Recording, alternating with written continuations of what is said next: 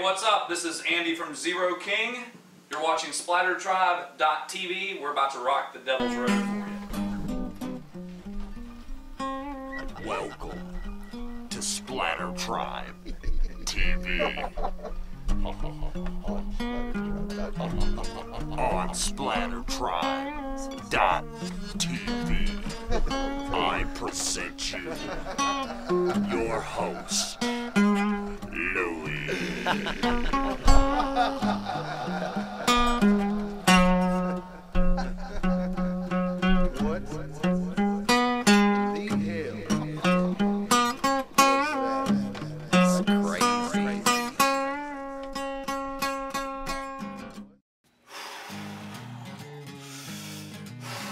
'97, 98, 99. Well, hello there. I didn't even know you was there. Shoo! You caught me during my daily workout. I do that 3 times a day. Well, hello there. Hey, welcome to episode 5 of SplatterTribe TV on SplatterTribe.tv. Yes, this is the 2nd episode in 1 week. If you ain't checked out episode 4, go check it out right now. It features my buddy B-Rab from The Breeze doing his song Showcase. It features a little phone interview with my buddy B-Rab from The Breeze. And it also features his video for the song Showcase. And in that video, you'll also see an appearance by Big Daddy Trey Benham of Big Daddy's Tattoos in Elizabethtown and Fort Knox, Kentucky. Check out that episode. And while you're there, check out 3, 2, and 1. And while you're here, check out episode 5. Hey, there's also something going on behind the scenes with me and Big Daddy Trey and Big Daddy's Tattoos. So stay tuned for that. That's coming real soon. Hey, well, hello. Welcome to episode 5. I'm your host, Louie. And let's go ahead and get this thing started. We're going to start this one out right now with, okay, time for a rock and roll history lesson. Those of you out there may or may not heard of the band Itchy Brother, but I know you've heard of the band Led Zeppelin. They're one of, if not the biggest rock bands of all time. And at the end of the 70s, they were starting their own record label called Swan Song Records. They'd signed a bunch of British bands and they had signed 2 American bands. One of those bands was Itchy Brother. And this is a band that had been kicking it for about 20 years by then, trying to break through. And this was their break. I mean, this was the big time. I mean, what are you going to do? You've been kicking it. It may not have been 20 years, but it'd been several years. They've been kicking and grinding, trying to get a deal. And then they get signed to the biggest band in the world's record label.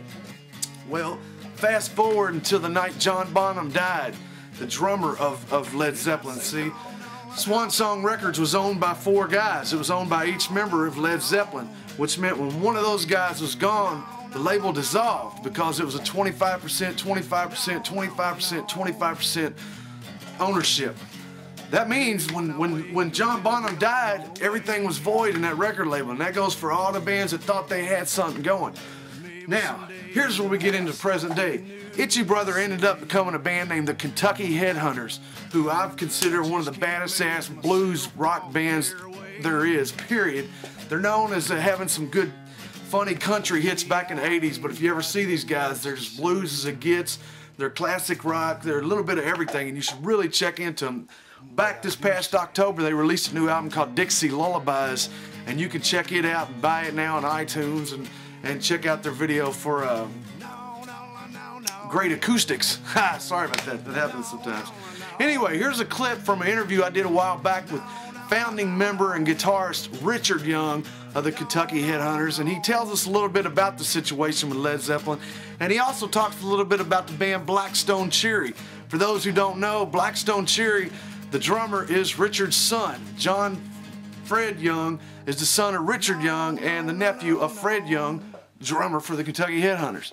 So if you got all that, here's the clip. Check this out. That was a mouthful. Rock and roll history 101. Check it out. And we've had of course, when we were working with Mitchell Fox, who worked for Led Zeppelin, you know, we had a manager. Mitchell served as our appointed manager for like 28 years. He's a great guy, and we met him in 1978 when he was helping run Swan Song Records, and of course they became interested in us, and Richie Sambora had Richie is from Bon Jovi. he had a little rock band, and we had Itchy Brother, and we were gonna all be the first. We would be the first 2 bands signed to Swamp Song from America, because they were all English acts. Of Bad Company, Maggie Bell, you know, Pretty Things. There's a lot of groups like that, and so I mean, that's the greatest opportunity in the world for a bunch of kids from America going to be on Zeppelin's label. And of course, we went through a thing with Capricorn Records a few years before that, and it didn't pan out. And so this was really had us. Everybody was jacked about it. And man, John Bonham, they were rehearsing for an album, and he just died, you know. And they owned the label, so that dissolved the label. So 2 seconds, man, was over with, you know, for us too. And it always amazes me how never count on something when you're not driving the ship. And I guess that's why I'm kind of a control freak a little bit, because how does somebody die 7,000 miles away and completely turn your life upside down? You know, but that's the way it happens. So I think we've been very cautious since then and realized that, you know, you can be hurt from other things happening to other people. So you got to be really protective of your band and your situation. And I guess some of these guys in New York kind of get aggravated at me the way I do that to Blackstone Cherry, but it keeps them together. You know, you gotta have a shield, man. If you want to go to war, you can't be walking out there without a shield. If somebody will shoot you, you know. So. Luckily, they got you guys. Yeah. And I mean, it has helped, but you know, the bottom line is this, Louis, is, you know, I can take them and put them in front of record companies. I can do all that, but I can't get on stage and play for them. That's what they had to do, and they could deliver it, and they got that. They got it. You know, they pulled the brightest ring on their own. All I did is just line the stars up for them, you know, and got them to where they could go. But I couldn't have done that if it hadn't been badass.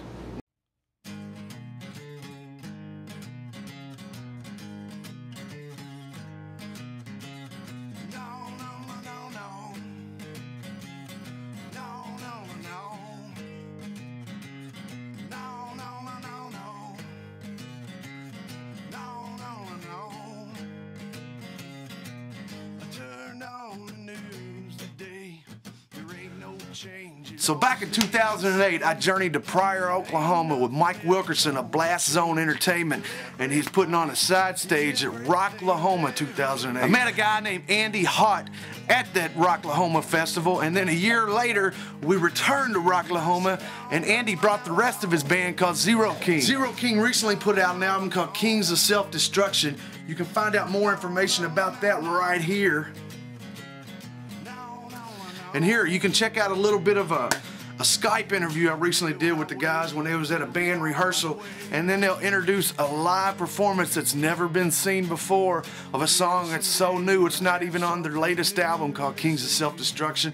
This song will be on their next album. So here we go, cut to it. All right, we're here today with Zero King. I got the band here at the rehearsal space. We're gonna do a Skype interview here, and let us know who's there and introduce yourselves.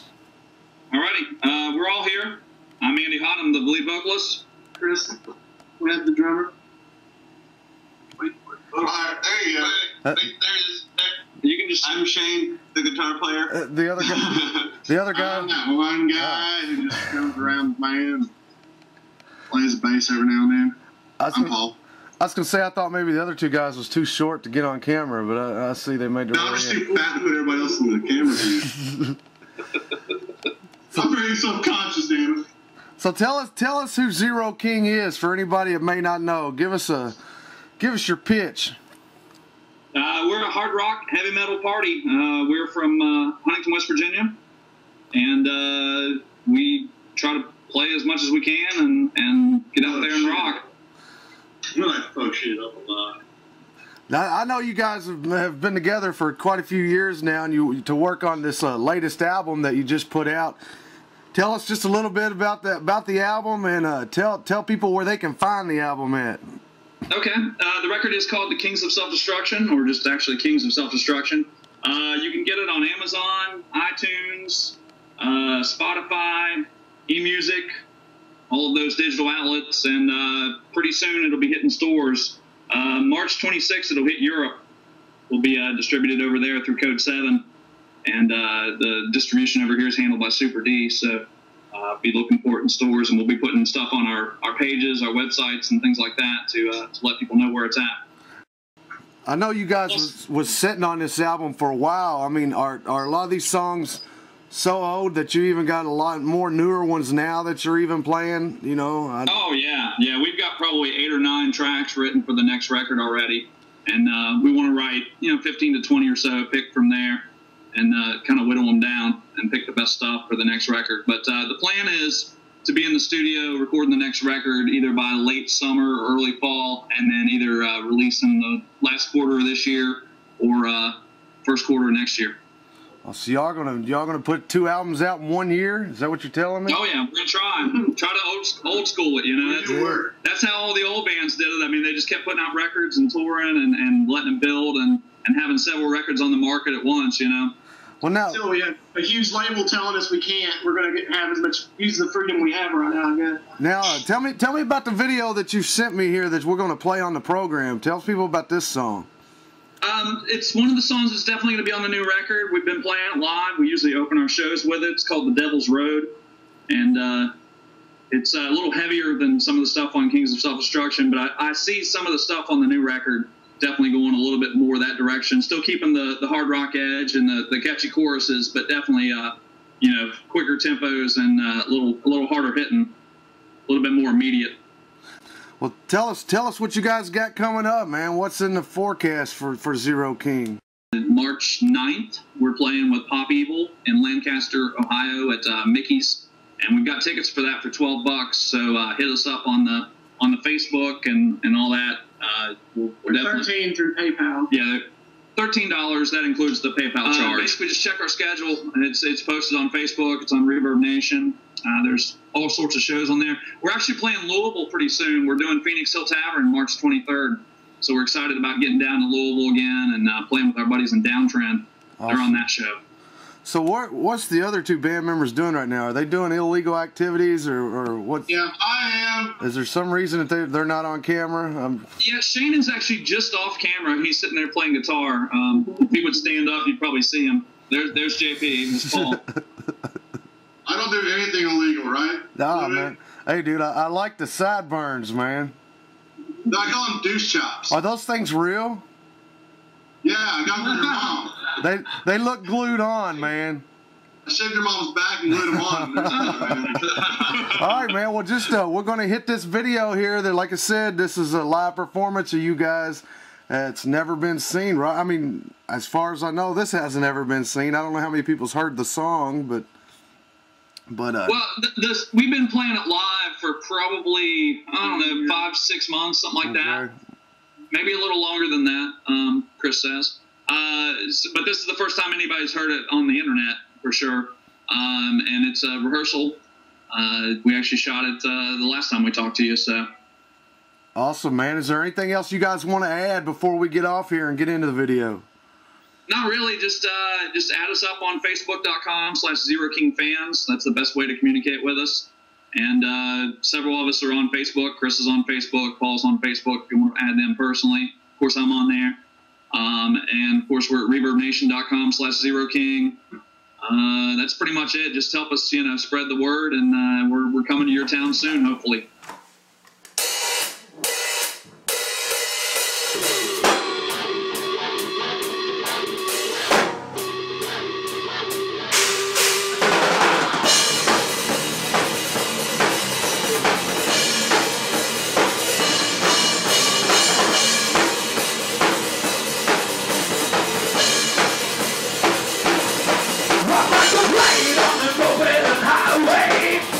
Right off the my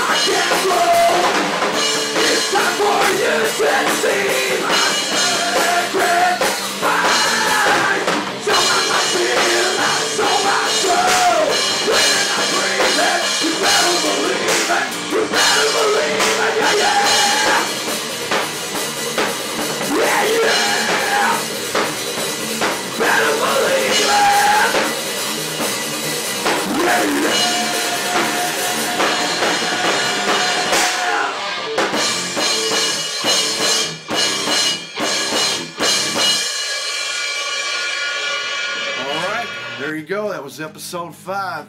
Check out all the information you need on any of the artists featured in this episode on the closing credits that's getting ready to start. Also, be sure to support small business and iShopMomandPop.com. Stay tuned. That website will be up and running very, very soon. And, hey, rock on.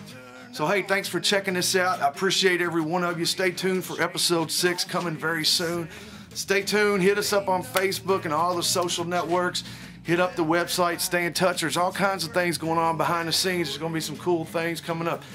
And by the way, I just want to add, in my local state and neighboring states, we've recently had tornadoes come through and destroy a lot. And anybody that would like to donate or help, I'm going to put this number up right here. This is where you can find out information on how you can help these people. And I mean, no matter where you're at, it never hurts to help, to donate here, because sometimes everybody needs a little help. You never know. There's one thing you can't stop, and that's Mother Nature. And Mother Nature will do what it wants to do at any time it wants to do. All we can do is help each other out after it does. So, you know, do your best. If you can, donate a little. If you can't, hey, keep them in your thoughts. You know what I'm saying? Otherwise, here we go. Ending credits start now. Hey, this is Andy Hott with the band Zero King. We're here in the rehearsal space, and you have just been splattered.